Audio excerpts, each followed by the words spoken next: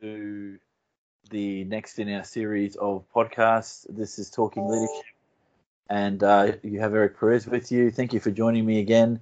Today I have the pleasure of being joined by Dorothea Jensen. How are you, Dorothy? I'm good, thank you, Eric. Look, thank you for joining me today. One of the things I've wanted to do with the podcast is talk to leaders in lots of different fields of endeavour, and you happen to be, and full disclosure for those listening, Dot is the principal of Shailer Park State High School here in southeast Queensland. And so, Dot, can I start by asking, can you tell us the story of the first time or your first leadership role? Yeah, sure. So I guess I believe as a classroom teacher that we are leaders. We lead a climate of learning in the classroom. We have a really, I think, powerful and important role in modelling to students that leadership isn't necessarily about having a badge or a classified position, but rather leadership is the everyday acts that we do, leading ourselves and I guess helping to lead others as well. So I think, as a classroom teacher, I guess I thought of myself as a leader.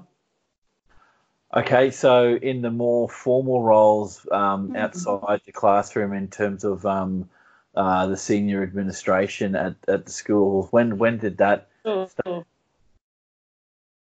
So I was in my third year of teaching when I had the opportunity to become a head of department, and then in my fifth year of teaching, the opportunity to act as a deputy principal in central Queensland, and then through that, I suppose I had opportunities to be an acting principal in some smaller schools, and then a deputy principal in much larger, I guess, schools, and with added complexities, I suppose, which has allowed me to develop my leadership skills.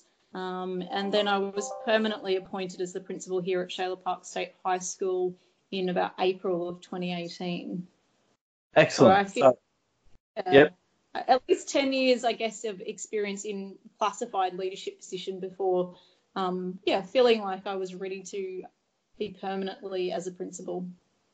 Excellent. So in your travels, Dot, what do you see as the difference, if any, between leadership and management?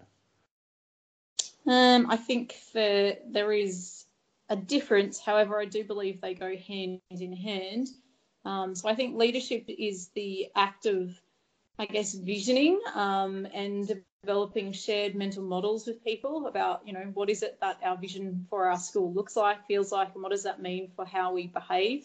I think that leadership without management means that nothing happens.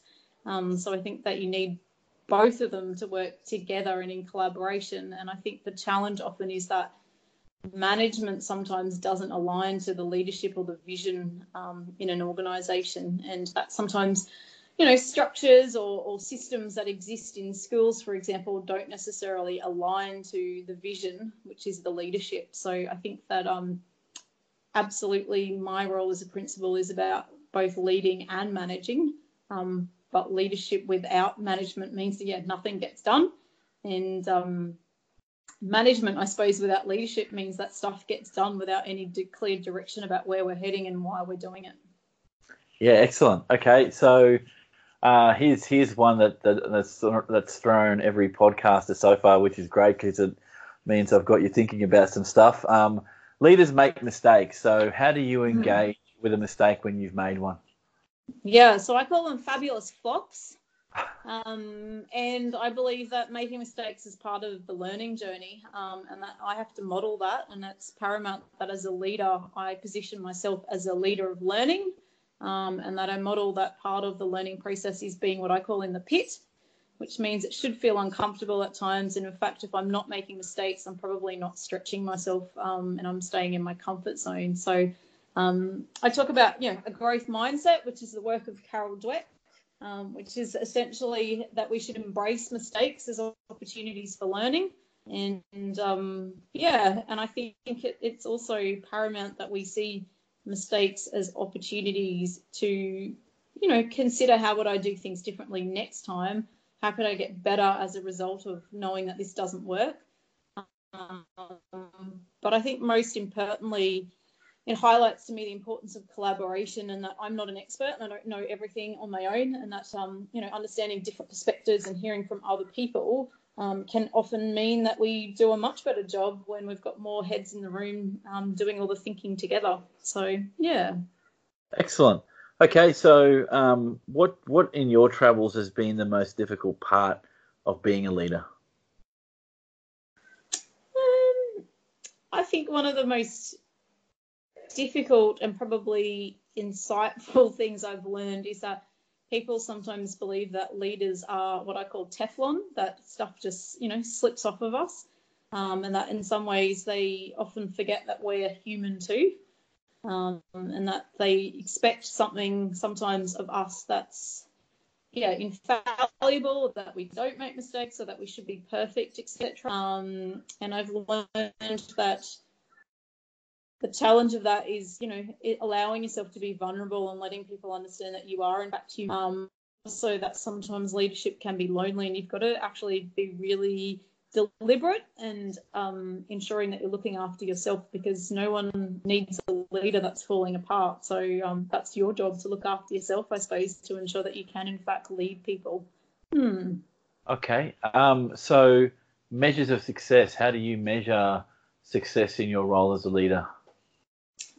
I guess for me, I find it pretty simple. It's student outcomes.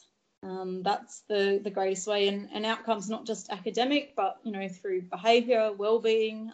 There's lots of outcomes that I think schools provide opportunities for students to succeed in, I suppose, and not all of them are necessarily quantitatively measured. So whilst for some students success might be an A in the English result, a success for another child might be around securing a work experience or apprenticeship, or it could be about increasing their well-being, for example, could also be success. But at the end of the day, the reason why I get up and come to work every day is for student outcomes. So I think that's a fairly both complex and simple thing to, simple to say, but complex in terms of being able to measure, I suppose. Yeah, sure. So in terms of, and here's a couple of statements I've been using in the questions I've been asking other leaders is, what's your view on the following? So on-the-job experience develops better leaders. I would agree, and I think that context is paramount for a leader. So I think on-the-job experience is absolutely helpful.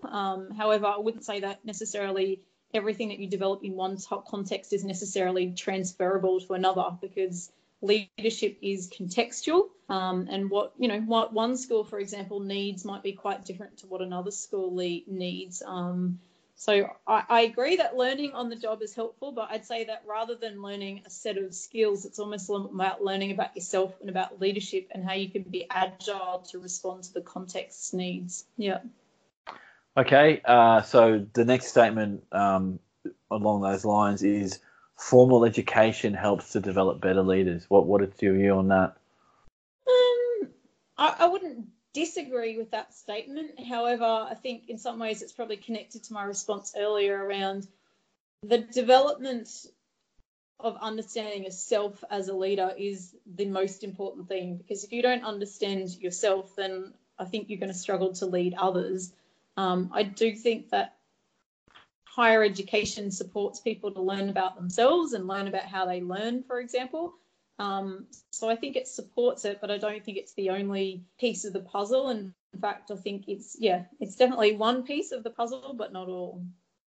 So here's one for, I'd love to get you thinking on this. So part of my current studies at the moment, and again, I'll declare my hand, I'm a very early career researcher, so I don't have answers to everything. But in the thesis that I'm writing, it appears to me from the literature that the two key capabilities for any future leader are the ability to think strategically and to have foresight as part of their key capabilities in terms of their future leadership. What's your view on that, Dot?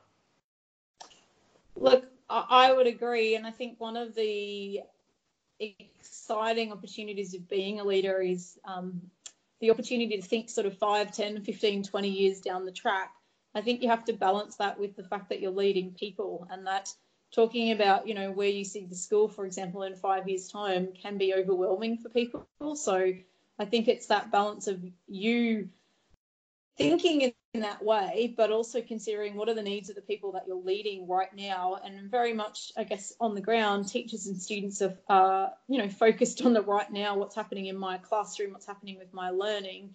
And similarly with parents, I suppose, is that they're not necessarily concerned, with the school in 5 or 10 years' time. They're concerned about the experience of their child right now in the school. So I agree. I think I often liken it to this role being like having 1 foot in the now and 1 foot in the future, and knowing when people are ready to talk about the future and knowing when people are really just concerned with the right now, I think is a really important balance to find as a leader. Excellent. Okay, so almost done. Here's one Right. that I'm very interested in getting your thoughts on. What's your response to the following? Leaders are born, not made. Oh, I disagree with that. Okay. Why? Yeah, I think leadership is like learning. It can be learned. I think it's complex and it's hard work. It definitely requires persistence and resilience, but I definitely think that it is learned. I think some people have particular character strengths that are innate. So, for example, they might be an extrovert and it might lend themselves to some character strengths of being charismatic, etc. But I don't believe that unless people are aware of those and they deliberately hone those skills, that they necessarily translate into leadership. So I think some people are born with some skills that are helpful to becoming an effective leader, but I believe that it can be learned. And in fact, I think that sometimes enduring the struggle of learning some of those skills can be far helpful than those people who perhaps have a natural talent maybe to do that without much consciousness, I suppose. Okay, and finally, here's one maybe casting your vision to when you were a younger, more starting inexperienced leader, sort of a new leader to the area of education.